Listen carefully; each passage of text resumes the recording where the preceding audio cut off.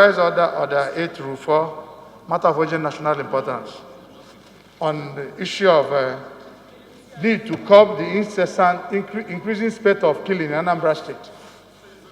I want to bring this, I want to seek the leave of the House to set aside the rules so that we can take this motion now. Thank you. Those in favor, please say aye. Those against, please say nay. Ayes have it. Honorable Cries. Motion on urgent need to curb the increasing spate of killings in Anambra State. Mr. Speaker, the House notes with grave concern the series of security breaches that have taken place within Anambra State that used to be a very peaceful and secure state, turning it into a theater of attacks by unknown gunmen. The House further notes that these killings are probably orchestrated by mischief makers who are bent on causing tension and panic in the state ahead of the upcoming November 6th governorship election in Anambra State. Worried that there is almost no single day that passes without a reported case of robberies, abductions, outright killings, as these perpetrators seem to have lost every iota of human conscience and sensibility in them. Recall that on Tuesday, the 28th September 2021, Dr. Shika Akunyele, the husband of the late DG NAVDA, and late Minister of Information, Professor Dora Akunyele, and 8 others were slaughtered at Mpo, suburb of a commercial city of Onitsha in Anambra State. The next day, another medical doctor, Dr. Ezenwa, was killed. Police station was attacked in Orumba North, and people were killed. They was further aware that on Thursday, 30th September 2021, my vehicle were attacked along the Nnewi Road, leading to ultimate death of one of my drivers. The offices of Department of State Security and that of Federal Safety in Nnewi were also burned down, attacked on Sunday, the 3rd of October. People were also killed, houses burnt, and the House observed that there is need to work with the security agencies with a view of containing these acts towards making the state safe for law-abiding citizens to go about their lawful businesses.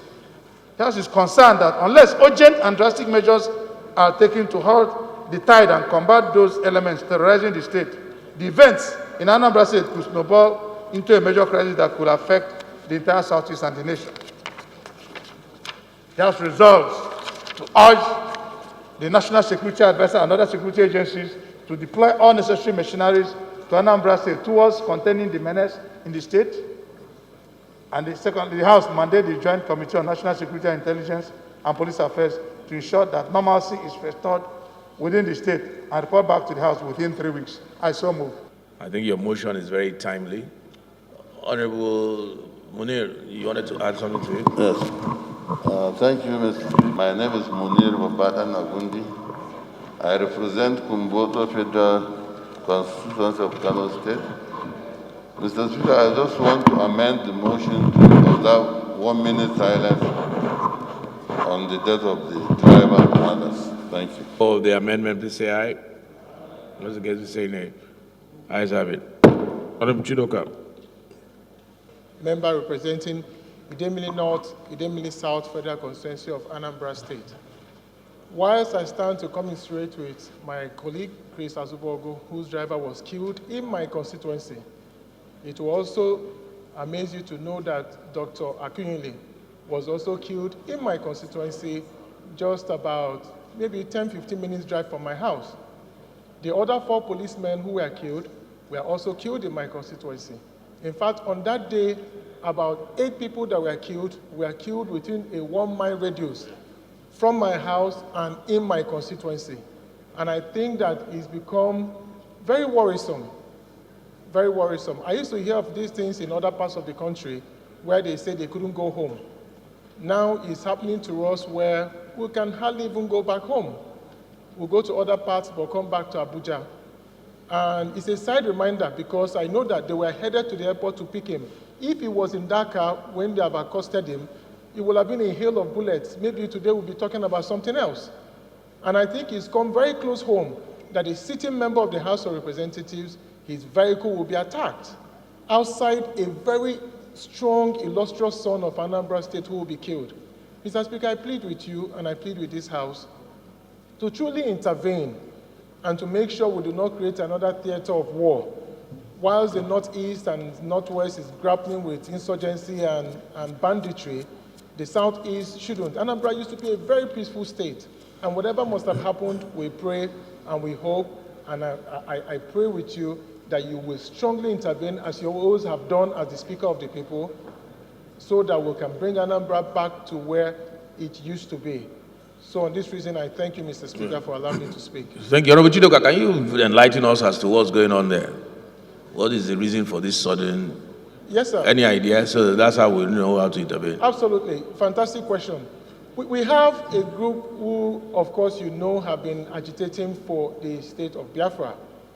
And I think that with that also, we have some very strong criminal elements who have also joined within this group. The agitations, they say, initially was non-violent, and you can see that it was actually non-violent.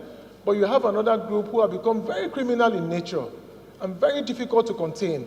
And you see that anytime there's a killing, they come out to say, we are not involved.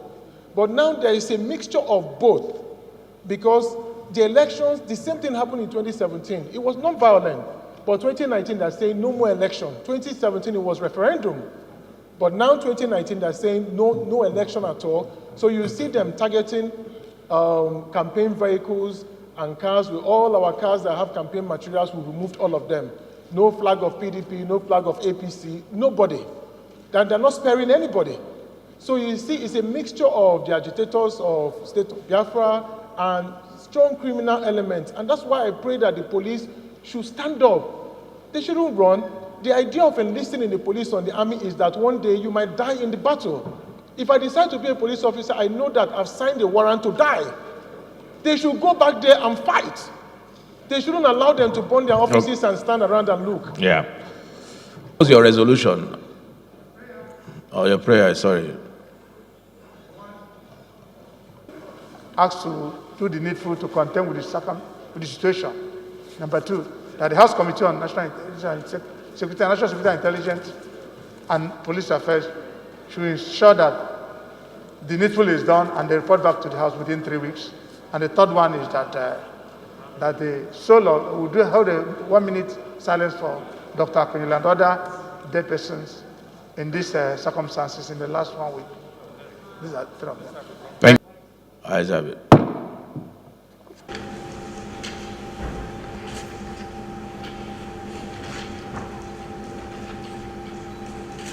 How many souls of the departed rest in peace?